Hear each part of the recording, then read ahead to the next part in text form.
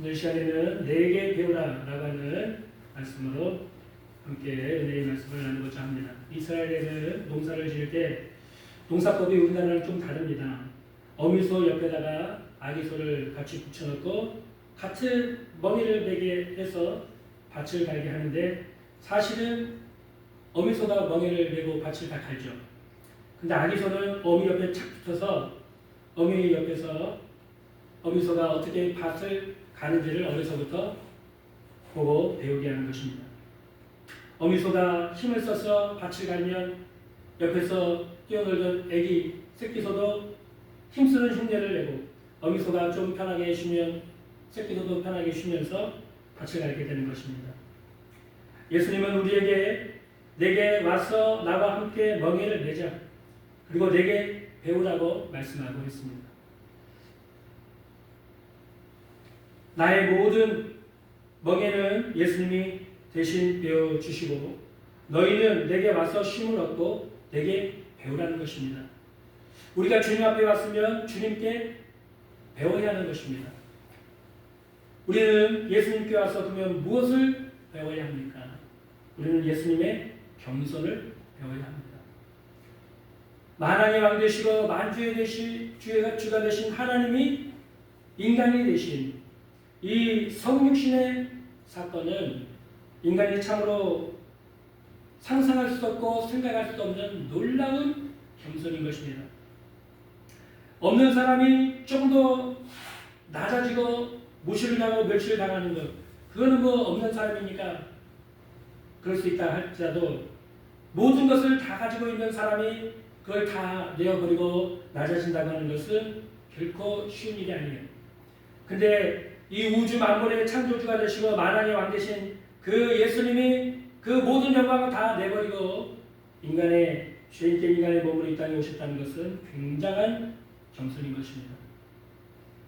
또 예수님이 이 땅에 태어나셨을 때 호화롭게 왕궁에서 귀족집에서 멋진 저택에서 태어난 것이 아니라 베들레헴 마곡간에서 태어나셨고 그 태어나신 아기를 강보에 싸서 그 짐승들이 먹이를 먹는 말구 위에 쉬는 그런 모습으로 이 땅에 오셨습니다.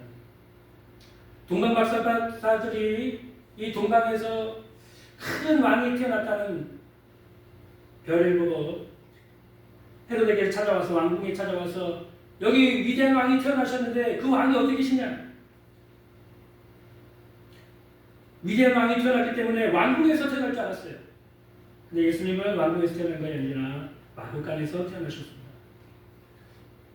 또 예수님은 어렸을 때부터 가난한 나사렛 목수의 아들로 자라셨다고 사람들에게 알려주셨어요. 그리고 가난했기 때문에 배우지를 못하셨어요. 만왕의 왕 되시고 만주의 주 되신 분이 나사렛 촌동네에서 가난한 목수의 아들로 배우지 못한 사람으로 성장하셨다는 것은 참으로 상상하기 어려운 겸손인 것입니다. 공생애를 예수님이 시작하셨을 때에도 참으로 힘들고 어려운 가난한 삶을 사셨습니다. 예수님은 여우도 뿔이 있고 공중의 새도 거처가 있지만 나는 머리 둘 것이 없다 라고 고백하셨을 정도로 참으로 어렵고 힘든 삶을 사셨던 것입니다. 또 예수님은 잡히시기 전날 밤에 대물을 담아갖고 와가지고 허리에 수건을 두르시고 제자들의 발을 하나씩을 다 씻어주셨어요. 요한복음 13장 12절에서 15절에 보면 그들의 발을 다 씻은 후에 옷을 입으시고 다시 앉아 그들에게 이르시되 내가 너희에게 행한 것을 너희가 아느냐 너희가 나를 선생이라 또는 주라 하니 너희 말이 옳도다. 내가 그러하다. 내가 주와 또는 선생이 되어 너희 발을 씻었으니 너희도 서로 발을 씻어주는 것이 옳으니라. 내가 너희에게 행한 것 같이 너희도 행하게 하여 본을 보였노라. 이 당시에 사람의 발을 씻는 것은 노예가 된 거예요. 일반적인 사람이 다른 사람의 발을 씻어주는 일은 절대로 없습니다. 발을 씻어주는 것은 노예가 그 위에 상전을 위해서 발을 씻어주는 것입니다. 예수님이 제자들의 발을 씻어주셨다는 것은 충격적인 일인 거예요. 내가 주다. 내가 너희들이 말하는 그 주님이다. 내가 너희들이 말하는 그 선생이다. 근데 내가 너희의 발을 씻어주지 않니? 내가 마치 너희의 종인 것처럼 너희의 발을 씻어주지 않니? 너희도 내가 하는 것처럼 서로 발을 씻어주라. 서로 섬겨라. 겸손하게 되라. 그렇게 본을 보여주신 것입니다. 성 어거스틴이라는 분은 이런 말을 했습니다. 우리 신앙생활에서 중요한 것은 첫째도 겸손이요, 둘째도 겸손이요, 셋째도 겸손이다라는 말을 했어요. 겸손이 그만큼 중요하다는 것이죠.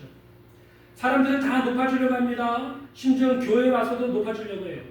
교회에서 성가대에서 서로 사람들 앞에 잘 보이고 또 사람들 앞에서 독창을 하고 멋있게 하는 일 때문에 다투어서 성가대가 깨지고 갈라지고 교회가 갈라지는 그런 일들도 있습니다. 왜 그런 일들이 일어납니까? 서로 높아지려고 하기 때문입니다. 그래서 자기보다 앞선 사람을 시기하고 질투하고 모함하기 때문에 그런 일들이 생기죠. 내가 스스로 낮아지면 그런 일이 일어나지 않습니다.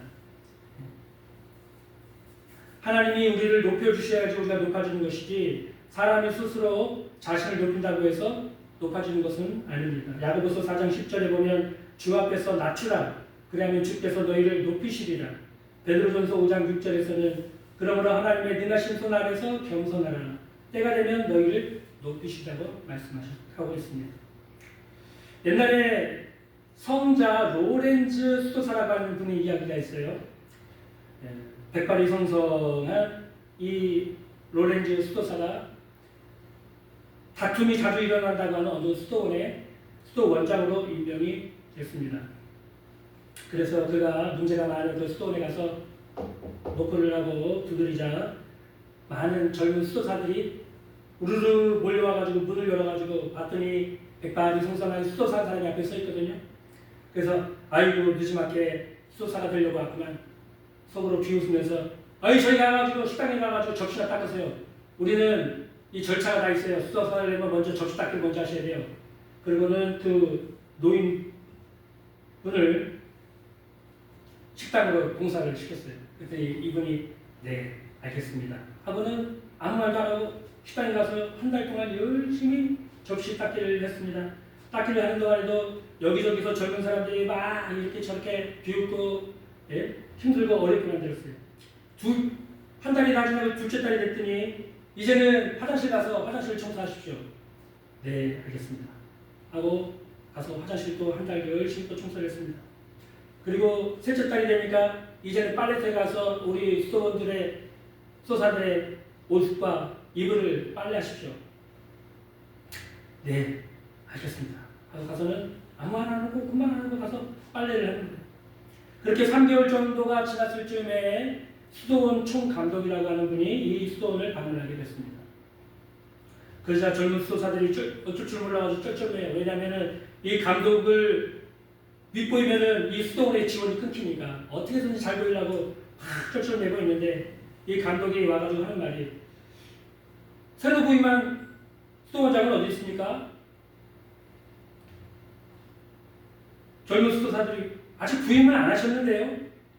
무슨 소린가? 내가 3달 전에 이미 이곳으로 보냈는데 그때서야 이 젊은 수도사들이 백발이 성성한 로렌조 신부가 새로 부임한 수도원장님을 깨닫고 빨래터에서 열심히 빨래하고 있는 그 수도원장에 가가지고 무릎을 꿇었다는 것이죠. 로렌조 신부의 이 겸손을 본 젊은 수도사들이 그에게서 큰 교훈을 받게 됐고 그 수도원은 경건하고 모범적인 수도원으로 바뀌었다는 것입니다. 겸손하면 사람들이 다 좋아하고 다 존경을 해요. 근데 사람들은 반대로 생각을 하죠. 자기 자신을 드러내야지 사람들이 자기를 높여줄 거라고 생각합니다. 근데 하나님 나라는 세상 나라와는 다릅니다. 예수님도 말씀하시기를 너희가 높아지려면 먼저 낮아지고 높은 자리를 원하면 먼저 섬기는 자가 되라고 말씀하셨습니다. 교회 안에서도 우리가 이런 예수님의 모습을 본받아서 우리는 낮아지는 일을 해야 되고 겸손해야 되고 사람들을 섬기는 일을 해야 합니다. 우리는 예수님께 나와서 이처럼 겸손을 배워야 하는 것입니다. 또 우리는 예수님을 통해서 탐욕을 버리는 것을 배워야 됩니다. 예수님은 탐욕을 버리셨어요. 예수님이 공생애를 시작하면서 요단강에 가서 세례요한에게 세례를 받으시고 성령을 받으신 후에 광야를 가서 40일을 금식하시면서 광야에 마귀에게 시험을 받으셨는데 3가지 시험을 받으셨습니다. 첫째는 육신의 정력에 대한 시험을 받으셨어요. 네가 만일 하나님의 아들이면 네가 가지고 있는 능력으로 저 돌들을 명해서 떡을 만들어서 먹어라 하고 유혹한 것입니다.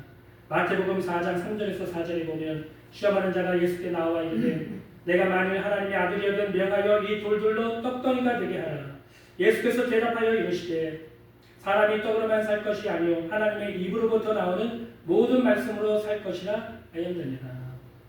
육신의 정욕에 대한 시험입니다. 사람들은 자신이 지위나 권력을 사용해서 부정부패를 하는 사람들을 많이 봅니다. 오늘날 우리 정치인들이 그 대표적인 예인데요. 여당이나 야당 정치인이나 모두가 다 자기가 가지고 있는 지위나 권력을 이용해서 자녀들 불법으로 합격시켜주고 취업시켜주고 부동산도 또 땅 투기도 하고 그런 부정행위를 많이 하지 않습니까? 그래서 사람들이 정치인하면 다 치를 떨고 정치인하면 다 도둑놈이라고 우리가 생각하고 있잖아요. 조그만 지위나 권력이 있어도 그걸 이용해서 자기의 정욕에 욕심을 채우려고 사람들은 그렇게 사는 것입니다. 그러나 예수님은 이 마귀의 시험에 사람이 떡으로만 살 것이 아니라 하나님의 입으로부터 나오는 모든 말씀으로 살 것이라고 단호히 마귀의 유혹을 물리치셨어요. 또 예수님은 안목의 정욕의 시험도 받으셨습니다. 마귀는 예수님을 데리고 높은 성전 꼭대기에 올라가서 뛰어내리라. 성경에 보면은 하나님이 그 천사들을 보내서 그 발이 땅에 부딪히지 않도록 보여주신다고 하지 않으셨냐? 예루살렘 성전 꼭대기에 올라가서 수많은 사람들 앞에서 뛰어내렸는데 떨어지지 않고 쫙 내려오면은 사람들이 이야 기가 막히다, 야 당신 능력 있다, 영광을 얻게 되지 않겠느냐, 그런 유혹을 한 것이죠. 마태복음 4장 5절에서 7절에 보면 이에 마귀가 예수를 거룩한 성으로 데려다가 성전 꼭대기에 세우고 이르되 네가 만일 하나님의 아들이면 뛰어내리라. 기록되었을 때 그가 너를 위하여 그의 사자들을 명하시리니 그들이 손으로 너를 받들어 발이 돌에 부딪히지 않게 하리로다 하였느니라. 예수께서 이르시되 또 기록되었을 때 주 너희 하나님을 시험하지 말라 하였느니라. 사람들이 명예나 인기를 얻기 위해서 자신을 파는 사람들이 많습니다. 선거철이 되면 교회 안에 장로님이나 집사님, 권사님들 이런 사람들이 선거 후보가 돼가지고 교회에 와가지고 이 교회 저 교회 다니면서 표를 달라고 그렇게 다니는 사람들도 있고, 교회만 오면 다행이게요.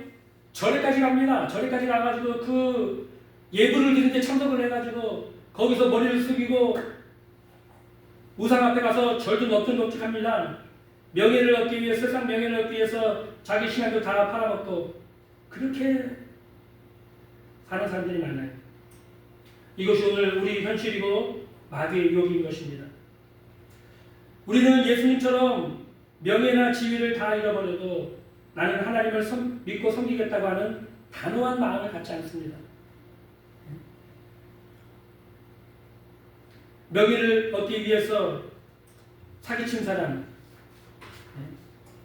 모르겠어요. 저는 뭐 어떤 생각을 하실지 모르겠지만 그 김건희 씨, 대통령 영부인이셨던 김건희 씨, 높은 지위로 올라가기 위해서 논문도 조작하고 경력도 조작해가지고 결국 영부인까지 됐어요.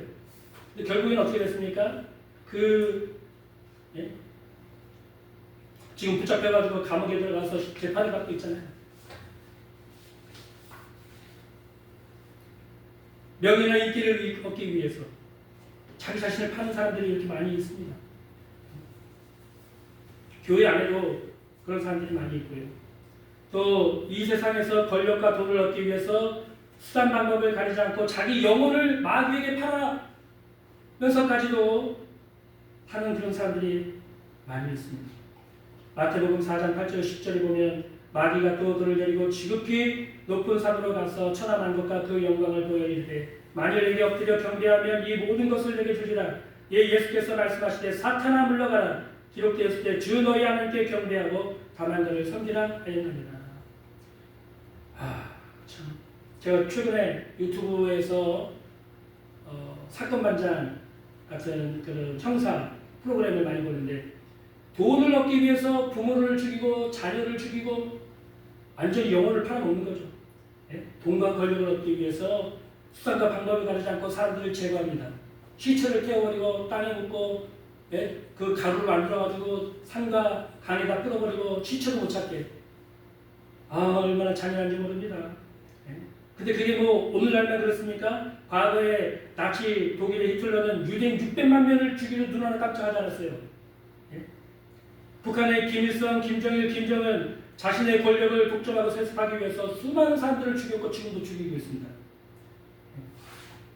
그런 일들이 오늘날 현실로 다 일어나고 있는 것입니다. 또 오늘날 미국하고 이스라엘과 합세해서 이란과 전쟁을 하고 있죠. 왜 전쟁합니까? 한번 생각해 보세요. 미국은 우리 세계에서 최강대국이에요. 이스라엘은 세계에서 가장 돈이 많은 나라예요. 이란은 세계에서 가장 소비가 많은 나라예요. 다 권력 싸움이고 돈을 얻기 위해서 이렇게 전쟁을 벌이고 있는 것입니다. 마귀는 조용히 달콤하게 다가와서 예수님을 유혹했습니다. 그러나 예수님은 탐욕의 결과를 잘 아시기 때문에 단호하게 마귀의 유혹을 물리치셨습니다. 우리도 예수님과 함께 멍에를 메고 예수님을 따라가려면 이러한 탐욕들을 다 버려야 하는 것입니다. 자기 분수를 넘어서 욕심이나 탐욕을 내서는 안 됩니다. 나에게는 능력이 없는데 분수에 넘는 옷을 사 입거나 분수에 넘는 집을 사려고 하는 것도 탐욕이고 분수에 넘는 차를 사려고 하는 것도 탐욕이고 분수에 넘는 삶을 살려고 하는 것이 바로 탐욕입니다. 제가 제천에서 목회를 했는데 제천이 좀 시골동네거든요. 그래서 산골 골짜기마다 감리교회가 이제 들어가서 세워진 교회들이 많아요. 근데 어느 교회가 부흥이 돼가지고 시골교회인데 교회 건물도 새로 짓고 성도들도 많이 들어왔어요. 그러면은 이제 그 분위기를 타서 열심히 더 기도하고 전도하고 그런 게 힘써야 되는데 제가 듣기로 그 교회 목사님이 제일 먼저 하신 일이 뭔지 압니까? 참 부끄러운 일인데 제일 먼저 하신 게 차를 바꾸셨대요. 외제차를. 그 시골교회에서. 탐욕이죠. 욕심입니다. 시골교회에서 무슨 외제차를 사가지고 타고 다닌다고 목사님이. 교회 안에 성도뿐만 아니라 목회자도 탐욕을 부리고 또 교회에서 큰 교회 목사님들이 아들에게 교회를 물려주는 세습을 해서 사회적으로 지탄을 받고 다 그게 탐욕이죠. 인간의 탐욕입니다. 그 마귀가 오늘도 우리를 찾아와서 예수님을 유혹한 것처럼 우리를 유혹하고 있는데 우리가 예수님을 따라가기 위해서는 그러한 탐욕의 마음을 다 버려야 하는 것입니다. 우리가 예수님의 십자가 밑에 가서 예수님께 배우려면 먼저 겸손해야 되고 분수에 넘는 탐욕을 버려야 하는 것입니다. 또 세 번째로 우리는 예수님께 나와서 사랑과 용서를 배워야 합니다. 예수님이 이 땅에 죄인들을 사랑하시고 용서하시기 위해서 오신 하나님입니다. 죄인들을 비판하거나 정죄하거나 심판하기 위해서 온 것이 아닙니다. 죄인들을 직접 찾아오셔서 용서하고 사랑해 주시기 위해서 오셨습니다. 요한복음 12장 47절에 보면 내가 온 것은 세상을 심판하려 함이 아니요 세상을 구원하기 위해서 오셨다고 말씀하고 있어요. 예수님의 공생애를 통해서 보면 수많은 죄인들을 만나주십니다. 창녀도 만나주시고 세리도 만나주시고 문둥병자도 만나주시고 그리고 그들의 죄를 다 용서해 주셨습니다. 자신을 비난하고 공격하던 바리새인 서기관들도 만나서 대화를 하고 친구가 되어주셨습니다.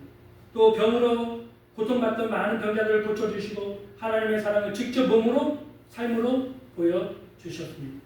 그리고 우리를 사랑하시기 때문에 우리를 대신해서 십자가에서 피 흘려 죽으심으로 우리의 모든 죄를 다 용서를 해주시고 구원해 주셨습니다. 예수님은 죽는 순간까지도 사람들의 죄를 용서해 주셨고 그들을 위해 기도해 주셨어요. 누가복음 23장 34절에 예수께서 이르시되 아버지 저들을 사하여 주옵소서 자기들이 하는 것을 알지 못함이니이다. 예수님을 로마의 앞잡이라고 해가지고 속여서 예수님을 십자가에 달아 죽이는 그 원수들, 대줄상들, 장로들이 와가지고 예수님 앞에서 막 비난하는데 네가 하나님의 아들이면 내려와봐라. 내려와서 우리를 구원해봐라. 그럴 때 예수님이 저들을 위해서 하신 기도는 하나님 저들의 죄를 용서해 주십시오. 자기들이 하는 일이 뭔지를 모르고 있습니다. 그들을 위해서 중보 기도를 하신 것이. 어느 목사님이 쓴 글에 이런 글이 있습니다. 한번 들어보시기 바랍니다. 우리 모두는 인생의 열차를 타고 있다. 분명한 것은 노인이든지 어린이든지 언젠가는 이 열차에서 다 내려야 한다. 부자든 가난한 자든 배운 자든 못 배운 자든 권세가 있든 없든 남녀노소 불문하고 다 한 번은 이 인생 열차에서 내려야 한다. 그러면 이 인생 열차에서 내리기 전에 반드시 해야 할 일이 있다. 첫째로 예수님을 구주로 믿어 죄사함을 받고 구원을 받아야 된다. 둘째로 사람들을 사랑하고 용서하는 일을 내일로 미루지 말고 오늘 당장 해야 한다. 왜냐? 우리는 오늘 내일 죽을지 모르기 때문이다. 이런 말을 했어요. 오늘 우리가 해야 될 일이 뭐냐? 사랑하는 일입니다. 오늘 내가 해야 되는 일이 뭐냐? 용서하는 일입니다. 근데 사람들은 용서하는 일을 미루어요. 마음에 계속 미움과 시기와 질투심을 갖고 살아요. 용서해 주려고 하지 않아요. 또 사랑을 나타내야 되는데 나타내는 것을 꺼려해요. 그렇지 않습니다. 요한복음 13장 34절 35절에 보면 새 계명을 너희에게 주노니 서로 사랑하라. 내가 너희를 사랑하는 것 같이 너희도 서로 사랑하라. 주님이 주신 명령이 사랑을 해야 됩니다.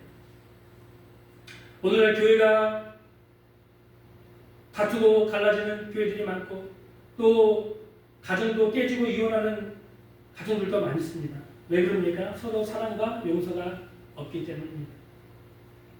사랑과 용서는 독생자를 세상에 보내신 우리 하나님을 통해서 또 십자가에서 우리 대신 피 흘려 죽으신 그 아들 예수님을 통해서 우리가 사랑을 배우고 용서를 배울 수가 있습니다. 요한일서 4장 7절에서 11절에 보면 사랑하는 자들아 우리가 서로 사랑하자. 사랑은 하나님께 속한 것이니 사랑하는 자마다 하나님으로부터 나서 하나님을 알고 사랑하지 아니하는 자는 하나님을 알지 못하나니 이는 하나님은 사랑이시니라. 하나님의 사랑이 우리에게 이렇게 나타난 바 되었으니 하나님이 자기 독생자를 세상에 보내심을 그로 말미암아 우리를 살리려 하시니라. 사랑은 여기 있으니 우리가 하나님을 사랑한 것이 아니요 하나님이 우리를 사랑하사 우리 죄를 속하기 위하여 화목제물로 그 아들을 보내셨습니다. 사랑하는 자들아 하나님이 이같이 우리를 사랑하셨은즉 우리도 서로 사랑하는 것이 마땅하도다. 아멘. 우리 성도들은 예수님께서 그 생명을 주시는 사랑과 용서를 배워서 우리도 우리 가정과 교회와 이웃을 사랑하고 용서하는 삶을 우리가 실천해야 될 줄로 믿습니다. 마지막으로 우리는 순종의 삶을 배워야 합니다. 예수님은 삶 전체를 하나님을 섬기는 삶을 사셨어요. 예수님의 모든 말과 행동을 다 하나님 중심으로 행하셨습니다. 사람들은 자기가 신이기 때문에 자기 마음대로 생각하고 말하고 행동하면서 인본주의적으로 삽니다. 크리스찬의 삶이 무엇입니까? 크리스찬은 내 마음의 보좌에서 나를 끌어내리고 하나님 아버지와 예수님을 그 마음에 모시고 사는 것이 크리스찬인 것입니다. 내 마음 보좌에 하나님 아버지와 우리 주님 예수님을 모시고 나의 모든 말과 행동을 다 하나님의 영광을 위해서 사는 것이 바로 크리스찬의 삶인 것입니다. 우리 성도들의 삶에 크고 작은 많은 환난이 다가오는 것을 압니다. 왜 그럽니까? 바로 나를 깨트리기 위해서인 것입니다. 나라는 자가 내 마음 보좌에서 앉아가지고 당당하게 큰 소리 치고 있기 때문에 하나님이 앉으실 자리가 없어요. 우리가 다 마음의 문을 꽁꽁 닫아두고 잠그고 있는데 주님이 내 마음에 어떻게 들어오십니까? 그래서 나를 깨트리기 위해서 많은 환난과 시험이 다가오는 것입니다. 내가 얼마나 무식하고 무능하고 어리석고 별 볼 일 없는 인생이라는 것을 깨닫게 되고 내가 스스로 내 마음의 보좌에서 내려와서 그 자리에 우리 하나님 예수님을 그 보좌에 모시고 앉힐 때까지 앉히게 되면 그제서야 제대로 된 믿음의 생활, 순종의 생활을 시작할 수 있는 것입니다. 예수님은 모든 삶을 전적으로 하나님께 순종하는 삶을 사셨습니다. 삶만 그런 것이 아니라 죽음까지도 예수님은 순종을 하셨어요. 십자가의 고통스러운 죽음을 죽으신 것입니다. 죽음도 편안고 쉬운 죽음이 있고 힘들고 고통스러운 죽음이 있죠. 집안에서 또는 편안한 대학병원 침대에서 누워서 가족들 다 바라보고 유언도 하고 그렇게 편하게 인사하면서 죽는 죽음도 있지만 예수님의 죽으심은 온 세상 앞에서 다 발가벗겨지고 채찍에 맞아서 피투성이가 되고 머리에는 가시관을 쓰고 무겁고 험한 십자가를 지고 걸거다 온다까지 가셔서 손과 발에 못이 박히셔서 고통을 당하고 죽으셨습니다. 로마 시대의 십자가형은 가장 흉악한 죄수를 처형하는 방법이었습니다. 너무나 이 십자가형은 수치스럽고 고통스러운 죽음이었던 것입니다. 살아있는 사람을 나무에다가 양손과 발을 못을 박아가지고 높이 세워서 서서히 피를 흘려서 빈혈이 생기게 되고 나중에는 심장과 폐가 그 압력에 눌려서 호흡곤란으로 죽음에 이르게 하는 형벌입니다. 얼마나 고통스럽고 끔찍한 형벌인지 모릅니다. 그러나 예수님은 아버지의 뜻이라면 이 흉악한 십자가를 걸머지시고 죽으시겠다고 하고 그 길을 가셨던 것입니다. 여러분, 예수님의 십자가 고통 외에는 우리의 죄를 해결할 방법이 없어요. 예수님의 십자가를 보면 우리 죄가 얼마나 크고 끔찍하고 무섭고 절망적인지 알 수가 있는 것입니다. 왜 내가 무슨 죄를 졌느냐라고 할지 모르지만 그렇지 않아요. 내 죄가 얼마나 무섭고 절망적인 죄인지, 내 죄를 청산하기 위해서는 하나님의 아들이 땅에 오셔서 벌거벗김을 당하고 그렇게 매로 맞고 채찍질을 심하게 당하시고 십자가에서 못 박혀서 처참한 고통을 당하고 죽어야만 청산할 수 있는 죄인이 이 바로 내 죄의 대가가 얼마나 무서운 것입니까? 인간의 노력이나 공로로 그 죄의 대가를 청산할 수 있다고 혹시 생각을 하십니까? 그렇지 않습니다. 인간의 수행이나 고행이나 선행이나 도덕이 그 무시무시한 죄를 다 청산할 수가 없어요. 인간은 자신의 죄 중에 눌리고 눌려서 모두 다 지옥에 떨어질 수밖에 없습니다. 그런 죄악을 예수님께서 오셔서 십자가에서 목짓고 피 흘리셔서 극심한 고통을 다 당하시고 내가 다 이루었다 하시고 우리의 죄악을 대신 청산해 주신 것입니다. 빌립보서 2장 6절에서 8절에 그는 근본 하나님의 본체시나 하나님과 동등됨을 취할 것으로 여기지 아니하시고 오히려 자기를 비워 종의 형체를 가지사 사람들과 같이 되셨고 사람의 모양으로 나타나사 자기를 낮추시고 죽기까지 복종하셨으니 곧 십자가에 죽으십니다. 십자가의 죽음이란 가장 수치스럽고 고통스러운 죽음까지도 예수님이 복종하셨던 것입니다. 성경에 보면 사드락 메삭 아벳느고가 왕의 명령을 거역하고 우상 앞에 절하지 않겠다고 했습니다. 그 왕이 화가 나가지고 풀무불을 7배나 더 뜨겁게 해놓고 협박을 합니다. 네가 만약 내가 만들어 놓은 우상 앞에 절하지 않으면 저 풀무불에 던져놓을 것이다. 네 하나님이 과연 너희를 구원하실 거냐? 그러자 사드락 메삭 아벳느고가 대답을 합니다. 왕이여, 우리가 이 일에 대해서 왕에게 두말할 것도 없습니다. 하나님이 살아계시니 우리가 저 풀무불에 던져준다 할지라도 하나님이 우리를 건져내실 것이고 그리하지 아니하실지라도 우리는 우상 앞에 절하지 않겠나이다. 단호한 믿음으로 믿음을 지키고 하나님을 따르겠다고 하는 굳건한 마음을 가졌던 것입니다. 구약 성경의 왕후 에스더도 왕의 명령을 거역하면 죽음밖에 없다는 것 사실을 알고도 죽으면 죽으리다. 단호한 믿음과 목숨을 건 결단을 갖고 그 믿음에 복종하고 순종을 하여서 유대 민족 나라를 구원해내지 않습니까? 우리가 매일매일 삶 속에서 하나님께 순종하고 살려고 한다면 이런 단호한 결단과 믿음을 가지고 순종하려고 노력을 해야 하는 것입니다. 예수님이 십자가에 죽기까지 하나님께 복종하신 것처럼 우리도 예수님을 따라 나가기 위해서는 성령의 도우심을 받아 순종하는 삶을 사실 주님의 것 축복합니다.